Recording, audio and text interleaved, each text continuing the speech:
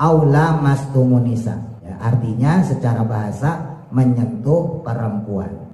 Nah, lamasa di situ dalam mazhab Hanafi dibacanya pendek. Maknanya adalah jima, hubungan badan. Makanya menurut mazhab Hanafi, orang yang menyentuh lain jenis yang bukan mahram, kalau bukannya jima, maka tidak batal wudunya.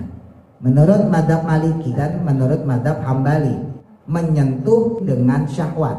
Selanjutnya pendapat mazhab Syafi'i, bimakna lamsi alal akhor, yaitu menyentuh orang lain ghairi mahramin, yang bukan mahram, walaisa sobiyin, dan bukan anak kecil, berarti maksudnya belum balik, bi ghairi hailin, dengan tanpa penghalang.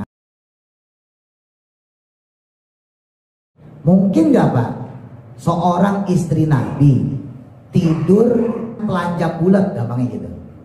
Gak mungkin ya. Jangankan istri Nabi, istri kita dah, ya kan, minimal pakai daster, gamis lah, ya. Maka ada dugaan ketika Nabi sujud, kan Nabi nyentuh nih, yang disentuh itu bukan kaki langsung, tapi bahan gamisnya atau daster, gampangnya Sayyidah Aisyah. Mungkin nggak istri Nabi kagak pakai kerudung? Kan nggak mungkin. Maka ada kemungkinan ketika Rasul pamit untuk menuju masjid, yang dicium itu adalah bagian jilbabnya, bagian kerudungnya. Sentuhan kanjeng Nabi kepada Sayyidah Aisyah fauqa hailin, di atas penghalang. Bahasa kita gampangnya di atas pakaian, di atas kerudungnya. Jangan sampai dalam bermadhab itu kita melakukan intiqalul madhab, berpindah dari madhab yang satu kepada madhab yang lain dengan tujuan tasahul. Tasahul itu artinya nyari gampang. Mazhab Syafi'i itu paling gampang loh Pak wudunya. Ya kita wudu biasa gimana sih? Kepala nggak perlu semua, ya kan? Kalau mazhab Hanafi kan kepala harus semua, Maliki harus semua. Mazhab Syafi'i itu paling gampang loh Pak wudunya. Asal udah kena air, tangan sampai sikut, terus kaki sampai mata kaki, selesai. Tapi kalau mazhabnya Hanafi itu dihukumi adalku, yaitu menggosok. Kalau kita wudunya pakai mazhab Syafi'i yang cepak-cepak tadi tuh udah sah. Terus kemudian kita nyentuh perempuan yang bukan mahram tanpa penghalang, menganggap tidak batal, berarti kita intiqalul madhab. Wudunya pakai madhab Syafi'i, tapi nyentuh perempuan dianggap kagak batal, pakai madhab Maliki sama Hanafi. Paham ya?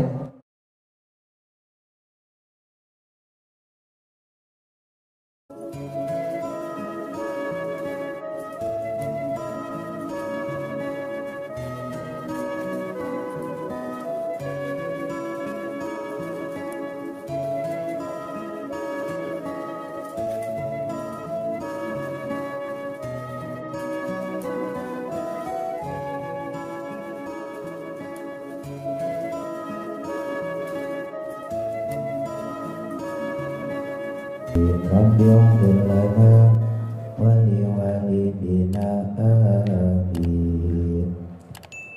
Di antara penyebab perbedaan pendapat atau khilafiyah atau ikhtilaf di kalangan para ulama, kemarin kita sudah bahas poin yang pertama, yaitu adanya dalil yang berbeda.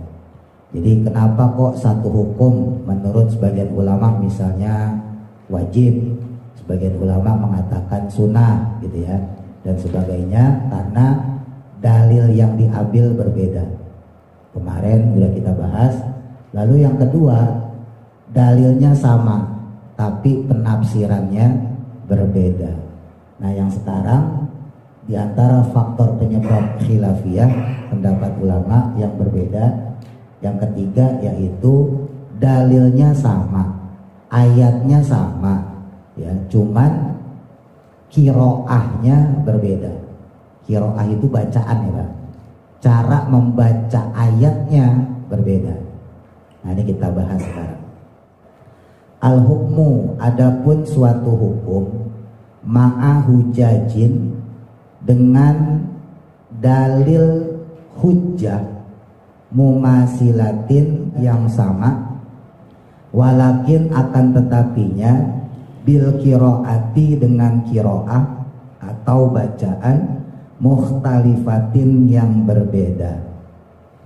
Contoh kasus lamsul akhor, yaitu menyentuh lawan jenis, ghairi mahramin yang bukan mahram. Ada laki-laki nyentuh perempuan, atau sebaliknya perempuan nyentuh laki-laki yang bukan mahram. Mahram itu orang yang haram dinikahi. Misalnya kita punya adik, nah itu mahram ya, haram dinikahi. Terus kita punya kakak, orang tua ke atas, termasuk ipar, besan, nah itu haram dinikahi. Kalau istri itu bukan mahram, ya hati-hati, istri itu bukan mahram, makanya kita nikahin, gitu ya. Nah, ketika ada seseorang yang dia menyentuh lawan jenis yang bukan mahram, ibtalul wudu'i, membatalkan wudu, masalan umpamanya. Nah, bidalili dengan dalil qaulihi ta'ala, firmannya Allah Ta'ala, ini surah An-Nisa ayat 43. Ya ayyuhalladzina amanu, wahai orang-orang yang beriman, la taqrabu, janganlah kamu dekat, as-sholata, akan sholat. Ini ayat waktu mau dilarangnya homer, ya, pelarangan homer. Pertama disuruh sama Allah jangan dekati sholat, wa antum sukaro, wa antum sedangkan kalian itu sukaro, dalam keadaan mabuk. Jadi homer itu sebelum dilarang menjadi haram dikaitkan sama sholat, ya, jadi sahabat saat itu dilarang untuk mendekati sholat dengan keadaan mabuk. Zaman dulu Pak, arak atau tuak, ya, gak usah di Arab, di Indonesia aja udah biasa. Jadi kayak orang minum kopi ibaratnya gitu. Pagi minum tuak, siang minum tuak, sore minum tuak, malam minum tuak, ya, minum khamr, ya, minum minuman keras. Sama di Arab juga begitu. Mau sholat maghrib nih, minum dulu Pak. Ya, kayak kita aja minum kopi gimana sih? Minum kopi baru berangkat ke musola, berangkat ke masjid. Minum teh baru berangkat ke musola, berangkat ke masjid. Nah zaman dulu minumnya tuak, minumnya arak, minumnya khamr, minum baru berangkat ke masjid. Makanya sholat ya pada tengeng-tengeng begini, orang lagi mabok ya. Nah, pertama kali Islam masuk itu nggak langsung melarang khamr gitu ya. Disuruh sama Allah, la taqrabus shalah wa antum sukaro.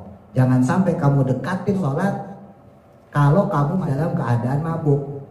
Jadi gampangnya gini, biasanya dia mau berangkat ke masjid, gampangnya gitu ya, mau sholat maghrib minum dulu nih.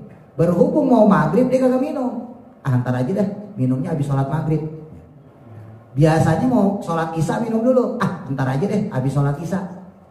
Jadi secara nggak langsung para sahabat saat itu dilatih untuk meninggalkan minuman keras. Udah jam 10 nih, jam 11 siang, bentar lagi zuhur, biasanya minum. Habis pulang dagang gitu ya, jam 10, jam 11 dia minum. Berhubung, waduh mau bentar lagi zuhur, nggak minum dulu deh, bentar aja habis zuhur minumnya. Jadi pelan-pelan. Baru kemudian turun ayat selanjutnya, innamal khamru wal maisiru wal ansabu wal azlamu rijsun min amali syaiton fajtanibu. Sesungguhnya khamr, minuman keras, berjudi, mengundi nasib, sedekah untuk berhala, semuanya itu rijsun, adalah kotor, adalah najis, min amali syaiton, dan termasuk perbuatan setan. Fajtanibu, maka tinggalkanlah oleh kalian. Maka ketika sahabat sudah terbiasa meninggalkan khamr, mendekati sholat, ya udah hari-harinya kemudian sholat tanpa minum dulu minuman keras atau minum khamr tadi, gitu ya. Nah ini ayatnya nyambung ini. Nah saya lanjutkan.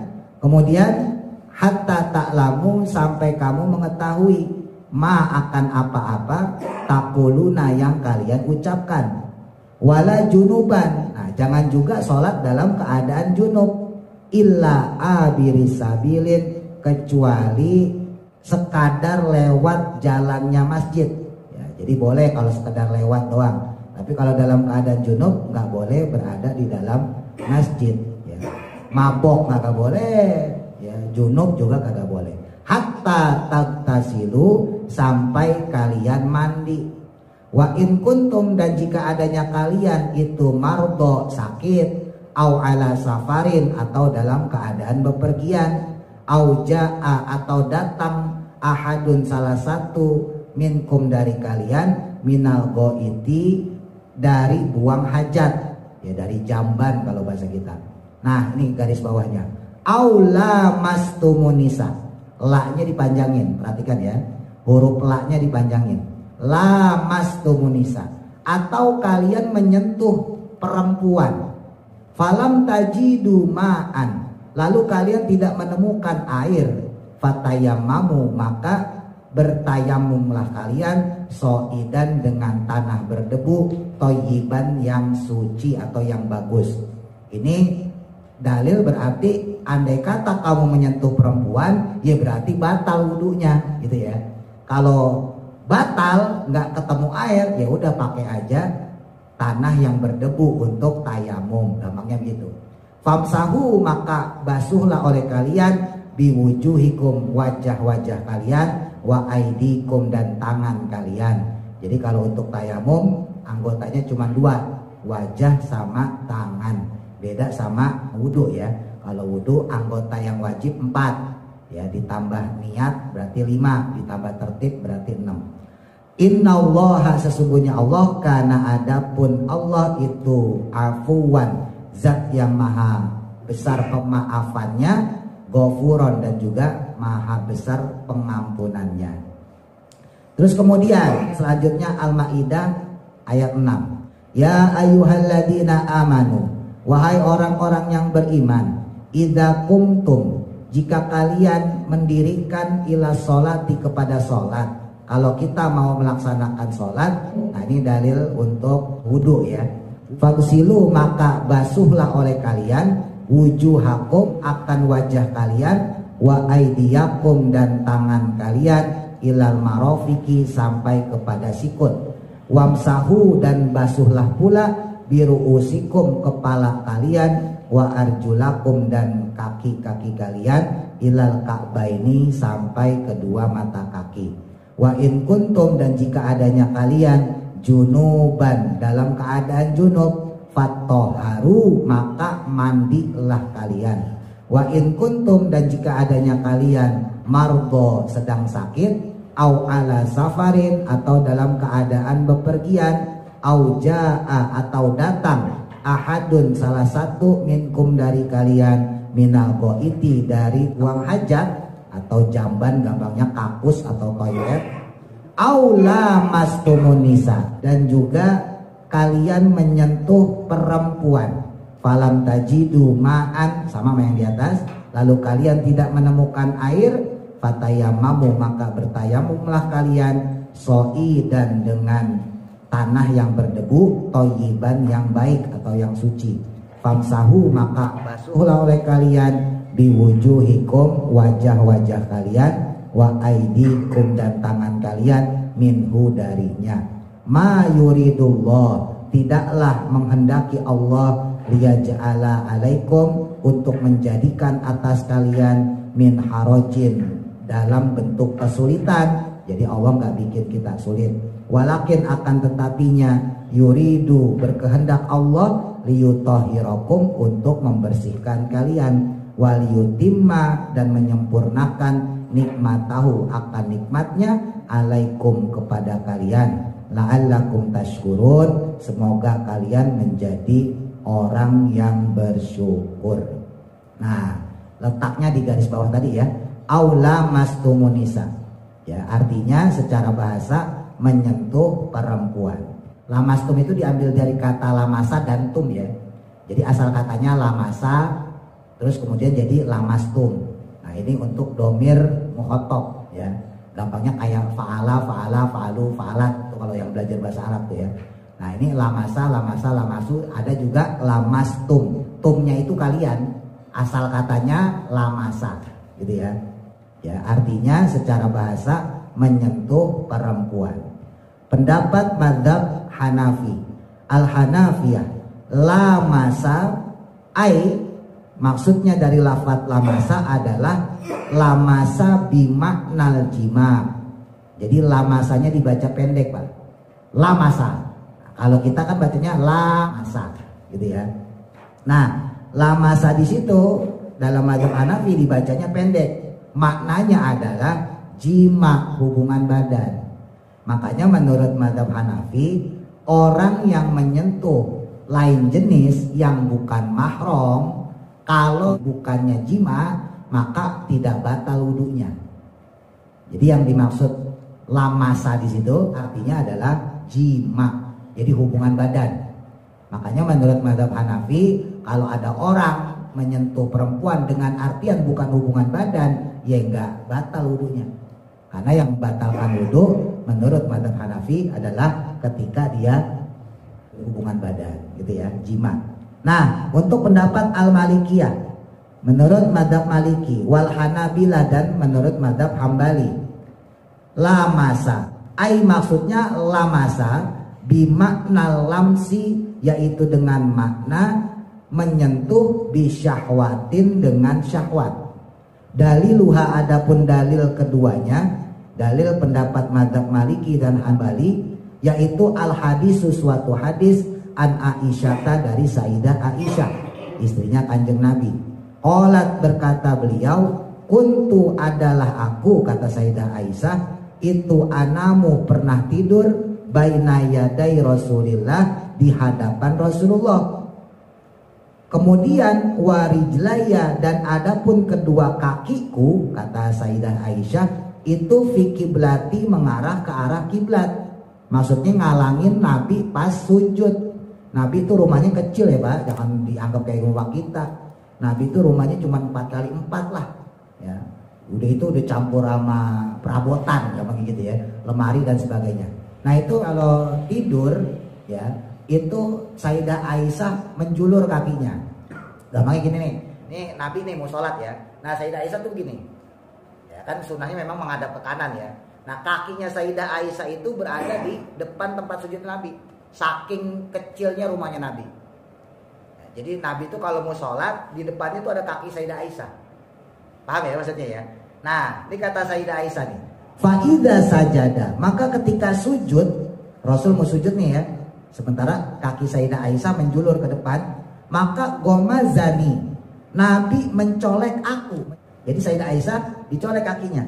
Maka kemudian faqobattu, ya, menekukanlah aku rijlaya, akan kakiku. Maka seketika itu Sayyidah Aisyah kakinya ditekuk supaya Nabi bisa sujud.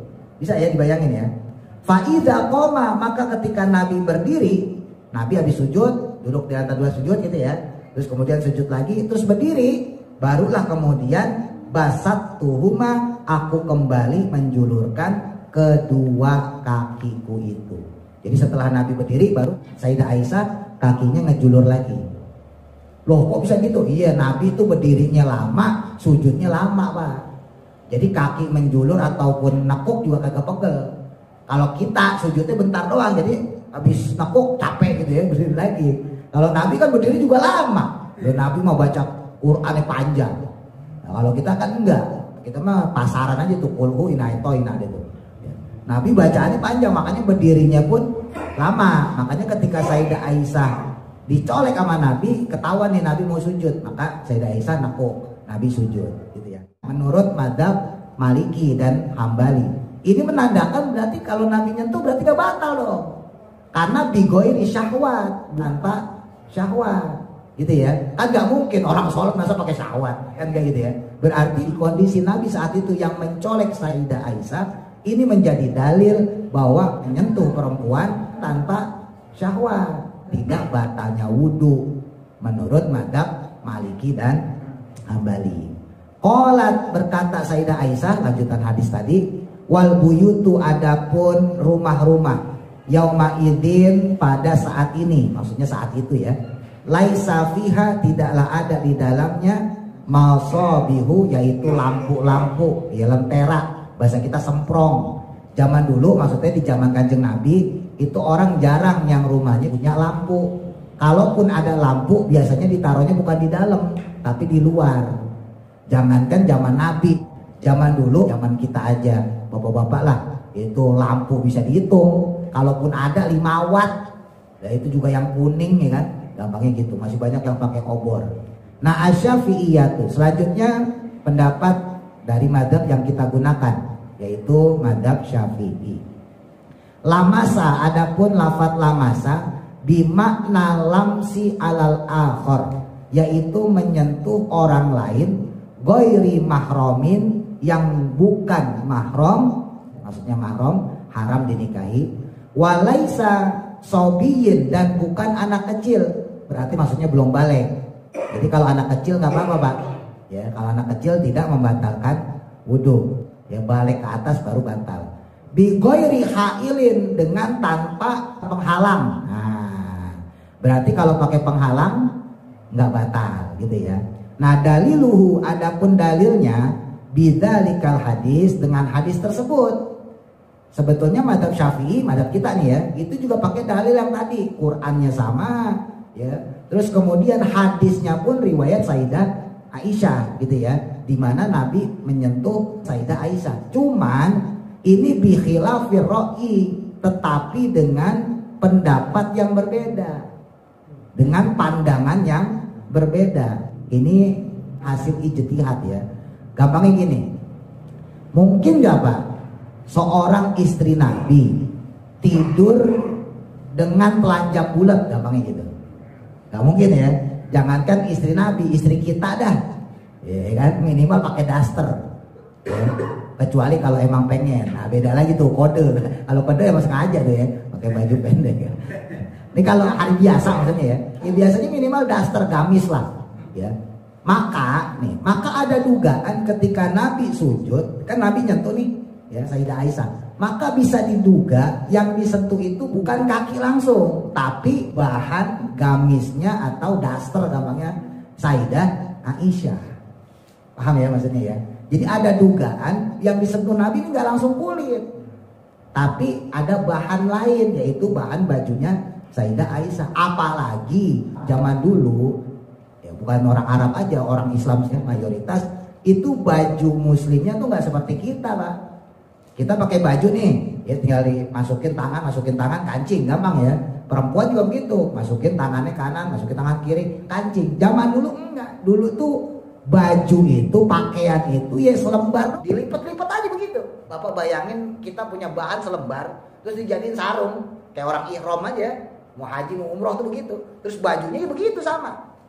Zaman dulu belum ada model kayak kita, dikancingin begini tuh belum ada. Ya, disletingin. Nah kalau kita sekarang enak, ya kan tinggal pelorotin, sletingnya jadi ya. Dulu kagak, lo buka celana dulu, buka baju dulu. Nah jadi bisa kita bayangin saking tertutupnya gitu ya. Maka dugaan ini bisa kita pastikan benar, bahwa yang disentuh oleh Rasulullah bukanlah kaki secara langsung, walaupun secara hadis secara langsung. Kan ribet juga Pak kalau di hadis itu disebutnya Rasul ketika mau sujud menyentuh baju saya, yang dimana di dalam baju saya ada kaki saya. Repot ya kan? Makanya langsung aja hadisnya, ketika Rasul mau sujud beliau mencolek kaki saya, lalu saya menekuk. Kan bahasanya gampang maksudnya ya, karena memang di situ untuk menunjukkan kesederhanaannya Nabi Muhammad SAW bersama istri beliau ya, yaitu Sayyidah Aisyah gitu ya. Lamsur rajuli, adapun menyentuhnya laki-laki, zaujatahu akan istrinya, awil mar'ata atau perempuan, al ajnabiyata yang lain, min ghairi hailin, dengan tanpa penghalang, maka fa'innahu, sesungguhnya hal tersebut itu yang takidu bisa merusak atau membatalkan wudu'uhu, akan wudunya, wa wudu'uha, dan juga wudhu si perempuannya. Jadi orang yang memegang batal, yang dipegang juga batal. Wal ajnabiyatu, dan adapun perempuan yang ajnabi, lawan dari mahram ya. Kalau mahram haram dinikahi. Kalau al ajnabiyah itu perempuan lain, maksudnya yang bukan mahram. Dia, adapun dia, yaitu kullum ro'atin, adalah setiap perempuan, yahillu yang halal lahu baginya, azzawaju menikah, biha dengannya. Ini tertuang dalam kitab Al-Fiqhul Manhaji juz yang pertama halaman 63. An Abdillah ibni Umar dalam kitab Al-Muwatta Imam Malik juz yang kedua halaman 65 diriwayatkan dari sahabat Abdullah bin Umar, annahu sesungguhnya karena adanya beliau sahabat Abdullah bin Umar yaqulu berkata, qublatur rajuli, adapun kecupannya seseorang imro'atahu akan istrinya, wajasuha atau menyentuhnya, biyadihi dengan tangannya, itu minal mulamasati termasuk dari mulamasah yang diambil dari kata lamasa tadi, termasuk persentuhan yang membatalkan wudhu, maksudnya begitu. Ini menurut sahabat Abdullah bin Umar, salah satu sahabat yang faqih ya, salah satu sahabat yang pinter dalam ilmu fikih. Faman maka siapa orang qobala yang mencium atau mengecup imro'atahu akan istrinya, au jasaha atau menyentuhnya, biyadihi dengan tangannya, tentunya tanpa adanya penghalang, fa'alaihi maka wajib baginya al-wudu'u wudu. Ada memang hadis lain ketika Nabi mau berangkat ke masjid itu mengecup keningnya Sayyidah Aisyah. Nah, kan balik lagi nih timbul pertanyaan, mungkin nggak istri Nabi kagak pakai kerudung? Kan gampangnya begitu. Mungkin nggak istri Nabi kagak pakai jilbab? Kan nggak mungkin. Jangankan istri Nabi, istri Ustaz aja pakai jilbab. Kan gitu, istri jamaah Al-Ikhlas aja pakai jilbab. Maka ada kemungkinan ketika Rasul pamit untuk menuju masjid, ya, untuk melaksanakan sholat, yang dicium itu adalah bagian jilbabnya, bagian kerudungnya. Dalam kitab Al-Majmu' Syarhul Muhadzab, ya, kitab Majmu' Syarah Al-Muhadzab, ini Imam An-Nawawi, al-jawabu adapun jawabannya, an Aisyata dari Sayyidah Aisyah, fi wuku iyadi dalam menyentuhnya tangan beliau ya kepada Sayyidah Aisyah ya, ala batni qadaminha dengan perut tumitnya, annahu sesungguhnya yang demikian tersebut sentuhan kanjeng Nabi kepada Sayyidah Aisyah itu yahtamilu menggunakan atau terjadi fauqa hailin di atas penghalang, bahwa yang tersentuh itu adalah penghalang. Bahasa kita gampang ya, di atas pakaian, di atas baju. Kalau pas dicium tadi ya, berarti yang dicium adalah kerudungnya.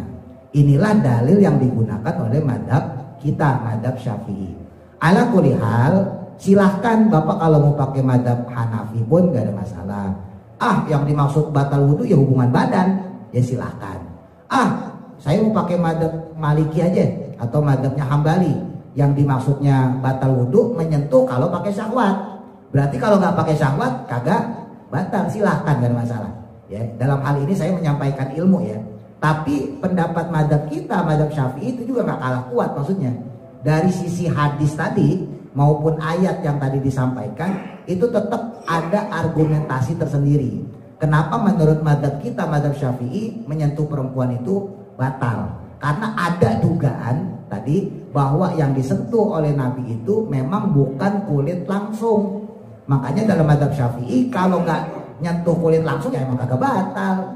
Yang batal itu bigoiri hail, yang dia melakukan sentuhan tanpa adanya penghalang, gitu ya. Nah ini buat negesin. Terus dalam etika bermadhab ya, jangan sampai dalam bermadhab itu kita melakukan intiqalul madhab, berpindah dari madhab yang satu kepada madhab yang lain dengan tujuan tasahul. Tasahul itu artinya nyari gampang. Madhab Syafi'i itu paling gampang loh Pak wudhunya. Kayak kita wudhu biasa gimana sih? Kepala nggak perlu semua, ya kan? Kalau madhab Hanafi kan kepala harus semua, Maliki harus semua. Ya, tangan nggak perlu digosok, kaki nggak perlu digosok, asal udah kena air, tangan sampai sikut, ya kan? Terus kaki sampai mata kaki selesai. Tapi kalau madhabnya Hanafi, madhabnya Hambali itu dihukumi adalku, yaitu menggosok. Jadi bukan begini doang Pak, tapi digosok. Ya, setelah kanan digosok baru kemudian kiri digosok. Basuh kepalanya semua, ambil air semua nih, dibalikin lagi. Lah kalau kita madhab Syafi'i sepertiga, dalam riwayat lain seperempat, begini doang sah. Jadi kalau secara ringan, ya ringan mana? Mazhab Syafi'i, mazhab kita. Makanya konsekuensinya juga berat. Ya, ketika nyentuh perempuan ya batal. Lewat wudhu gampang, tinggal wudhu lagi aja, kan gitu. Tapi kalau mazhab Hanafi, wudhunya susah, makanya konsekuensi batal wudhunya pun juga lebih ringan. Kalau cuma nyentuh doang kagak batal. Kalau menurut mazhab Hambali sama mazhab Maliki, kalau pakai syahwat baru batal. Kalau menurut mazhab Hanafi lebih ekstrim lagi, pokoknya bukan hubungan badan, bukan jima, berarti wudhunya enggak batal, gampangnya gitu. Nah makanya tadi saya sampaikan, kalau seandainya kita mau menganggap wudhu kita nggak batal karena kita menyentuh istri kita misalnya, tentunya secara langsung ya, maka wudhulah dengan cara wudhunya mazhab Hanafi atau Maliki yang tadi tuh, tangan digosok, kaki digosok, kepalanya dibasuh semua. Nanti bapak nyentuh sama istri, silahkan, nggak anggap batal wudhu. Berarti secara poin wudhunya pakai mazhab Hanafi menganggap tidak batal juga dengan mazhab Hanafi, atau menggunakan wudhu dengan mazhab Maliki terus kemudian menganggap tidak batal juga menyentuh perempuan dengan mazhab Maliki. Nah itu nggak intiqalul mazhab. Tapi kalau kita wudhunya pakai mazhab Syafi'i yang cepak-cepak tadi tuh udah sah, terus kemudian kita nyentuh perempuan yang bukan mahram tanpa penghalang menganggap tidak batal, berarti kita intiqalul mazhab. Wudhunya pakai mazhab Syafi'i tapi nyentuh perempuan dianggap kagak batal pakai mazhab Maliki sama Hanafi. Paham ya? Nah itu etika atau cara kita ya, adab kita dalam bermadhab. Yang paling gampang tuh kunut tuh. Wah saya nggak mau pakai kunut subuh, silahkan, ya masalah. Mazhab Hanafi mengatakan bukan sunnah, mubah. Mubah aja. Sholat subuh pakai kunut menurut mazhab Hanafi itu mubah. Dipakai boleh, enggak pun gak ada masalah. Itu menurut mazhab Hanafi. Kalau menurut mazhab Maliki, Hambali sunnah, tapi bukan sunnah abad. Jadi sunnah memang, tapi bukan sunnah abad. Konsekuensi sunnah abad apa? Ketika ditinggalkan maka sujud sahwi. Nah itulah yang dipakai oleh mazhab kita Syafi'i. Menurut mazhab Syafi'i, sunnah dan sunnahnya sunnah abad. Kan sunnah ada dua ya, nanti insya Allah kita pelajarin. Ada sunnah abad, ada sunnah hayat. Sunnah abad yang kalau ditinggalkan sujud sahwi. Contohnya doa kunut, tahiyat awal. Bapak nggak tahiyat awal, nanti sebelum salam sujud sahwi. Ya, sebelum salam sujud baca subhanalladzi la yanamu wa la yashu. Itu di buku doa yang dulu saya kasih ada tuh. Terus kemudian duduk di antara dua sujud, sujud lagi, baca lagi subhanalladzi la yanamu wa la yashu. Baru kemudian salam, assalamualaikum ke kanan, biasa assalamualaikum ke kiri ya. Itu di antara yang menyebabkan sujud sahwi ya, yaitu meninggalkan sunnah abad. Kalau menurut mazhab Maliki, kunut itu bukan sunnah abad. Jadi kalau ditinggal itu gak ada masalah, sunnah biasa. Kan kadang-kadang orang kagak apal, alasannya kagak mau pakai. Kenapa lo kagak pakai kunut? Ah nggak usah sunnah ini, padahal kagak apal. Banyak kayak gitu. Makanya diapalin kunut itu ya. Bahkan saya sendiri kalau di Baitur Ridwan tuh saya pakai kunut nazilah. Karena saya khawatir nanti di belakang saya ada makmum yang bukan bermadzhab Syafi'i, ya ini dianggapnya bahwa kunut itu mubah. Bahkan yang ekstrim, kadang-kadang kalau orang Wahabi gak usah pakai kunut segala, bid'ah malahan kata dia. Makanya untuk mencegah itu, ini amanah guru saya. Nanti Jelani kamu kalau di rumah di Jakarta kalau bisa pakai kunutnya kunut nazilah. Karena kalau kunut nazilah semua mazhab sepakat, ya semua mazhab sepakat. Kunut nazilah itu yang belakangnya ada tambahan, Pak. Kalau Ramadan saya di sini pas 15 Ramadan terakhir ya, itu biasanya saya pakai kunut nazilah. Nah kalau kunut nazilah itu mazhab Maliki ke, Hanafi ke, Syafi'i, Hambali sepakat. Tapi kalau kunut subuh memang ada perbedaan pendapat, gitu ya. Nah seandainya kita mau nggak pakai kunut subuh, ya udah pakainya wudunya ala mazhab Hanafi atau mazhab Maliki, gitu. Nah sekarang kita wudhu pakai mazhab Syafi'i, cepak-cepak sah, gampangnya ya. Terus kemudian kita sholat subuh kagak pakai kunut. Nah berarti kita intiqalul mazhab, berpindah, wudhunya pakai Syafi'i, sholat subuhnya pakai Hanafi yang kagak pakai kunut. Nah ini tertolak dalam mazhab fikih kita. Ini penting nih, ya supaya kita bisa bedain. Jadi kita bahas wudhu dulu aja ya. yang gampang biar nggak melebar. Memang kalau secara urutan wudhu, secara kaifiyah wudhu, tata cara wudhu, memang mazhab Hanafi dan Maliki itu wudhunya memang paling sempurna, Pak. Nanti Bapak kalau buka kitab-kitab fikih mazhab Syafi'i, kitab-kitab tebel ya, misalnya Fathul Wahab macam-macam, itu insya Allah akan nemuin di versi kita buat mazhab Syafi'i ya, itu banyak imam-imam, misalnya Imam Nawawi, Imam Zakaria Al-Ansori yang menyarankan kita menggunakan wudhu ala mazhab Hanafi untuk meninggalkan khilafiyah. Jadi untuk menyelamatkan diri dari perbedaan pendapat. Dan saya pribadi sejauh ini alhamdulillah sering pakai. Apalagi saya pengajar, Pak. Waktu itu saya cerita anak-anak itu kan banyak yang udah balik. Kelas 4, kelas 5, kelas 6 sekarang udah berbalik, Pak, perempuan. Kalau saya pakai wudhu Syafi'i, cium tangan dia, Assalamualaikum Pak Ustaz, cium tangan, batal wudhu saya. Sementara saya harus nunjuk kalau dia salah. Wudhu saya kan, wudhu. Saya duduk lagi nunjuk, nih salah kamu, datang lagi yang udah balik, cium tangan lagi, batal lagi, wudhu lagi saya. Makanya saya pribadi kalau buat ngajar, bahkan buat sholat pun saya pakainya mazhab Hanafi. Karena kalau mazhab Hanafi itu udah sempurna. Jadi kita kalau pakai mazhab Hanafi terus kemudian sholat subuhnya pakai kunut juga nggak masalah, itu nggak termasuk intiqalul mazhab. Karena secara fikih ya, di wudhunya mazhab Hanafi itu sudah meliputi mazhab Syafi'i. Gampangnya dia sudah sempurna gitu. Jadi Bapak wudhu pakai mazhab Hanafi itu sudah melengkapi juga termasuk wudhunya mazhab Syafi'i. Tapi kalau Bapak wudhunya pakai mazhab Syafi'i, ya berarti belum termasuk wudhunya mazhab Hanafi gitu. Paham ya? Nah, terakhir al-ahkamut taklifiyati. Adapun hukum-hukum taklifi itu khamsatun ada 5. Wahia adapun dia al-wujubu wajib, wan nadbu dan sunnah, wal ibahatu dan mubah, wal karohatu dan makruh, wal haramatu dan haram. Apa sih wajib? Wajib itu kalau definisi fikih ma yusabu fa'iluhu wa yu'aqabu tarikuhu. Orang yang melakukan berpahala, kalau ditinggalkan orang yang meninggalkan berdosa. Nah, wajib itu nanti akan kita dapatkan dalam istilah fikih ada nama lain, diantaranya fardu. Jadi fardu itu juga wajib, lazim itu juga wajib, jazim itu juga wajib. Nanti banyak ya istilah-istilah lain.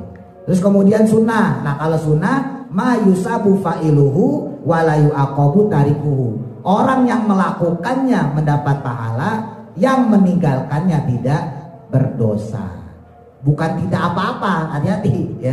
Kadang-kadang kita menerjemahkan maknanya juga salah. Sunnah apa? Dilakukan berpahala, nggak dilakukan nggak apa-apa. Bukan nggak apa-apa, nggak berdosa. Karena antara nggak berdosa sama nggak apa-apa, ini konsekuensinya beda. Ya, secara hukum ya, nanti konsekuensinya beda.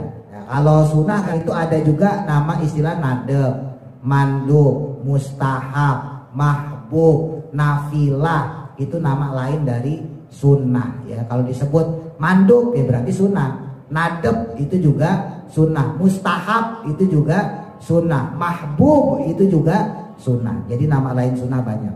Kemudian ibahah ya, dalam arti lain mubah, yaitu man la yusabu fa'iluhu wa la yu'aqabu tarikuhu. Orang yang melakukan dan meninggalkan tidak berdosa dan juga tidak mendapat pahala. Lagi-lagi jangan diartikan tidak apa-apa ya, karena nanti bahasa fikih beda kalau tidak apa-apa. Orang yang melakukan atau meninggalkan dia tidak berdosa, dia tidak berpahala. Nah, nanti ibahah ini dinamakan lain juga mubah. Jadi ibahah, mubah, halal itu sama. Ya, bahasanya doang yang berbeda ya. Terus kemudian karoha atau yang sering kita sebut dengan istilah makruh, yaitu mayusabu tarikuhu wa la yu'aqabu fa'iluhu. Yang kalau ditinggalkan berpahala, tapi kalau dilakukan tidak berdosa. Nanti makruh ada 2, ada makruh tanzih, makruh biasa, ada makruh tahrim, makruh yang mendekati keharaman. Makruh tanzih, makruh biasa, Bapak minum berdiri ya, makan berdiri, makruh, makruhnya makruh tanzih. Kencing berdiri, makruh, makruhnya makruh tanzih. Tapi kalau itu sering dilakukan, minum kok berdiri, kencing kok berdiri, makan di prasmanan orang nikahan kok berdiri, ya pokoknya nggak ada adabnya, maka makruh tanzih tadi naik derajatnya menjadi makruh tahrim, makruh yang mendekati keharaman. Terus yang terakhir yaitu haram. Ayusabu tarikuhu wa yu'aqabu fa'iluhu. Ketika ditinggalkan, orang yang meninggalkannya mendapat pahala, orang yang melakukannya berdosa. Ya, mudah-mudahan manfaat. Al-Fatihah. A'udzu billahi minasyaitonir rajim. Bismillahirrahmanirrahim. Alhamdulillahi rabbil alamin.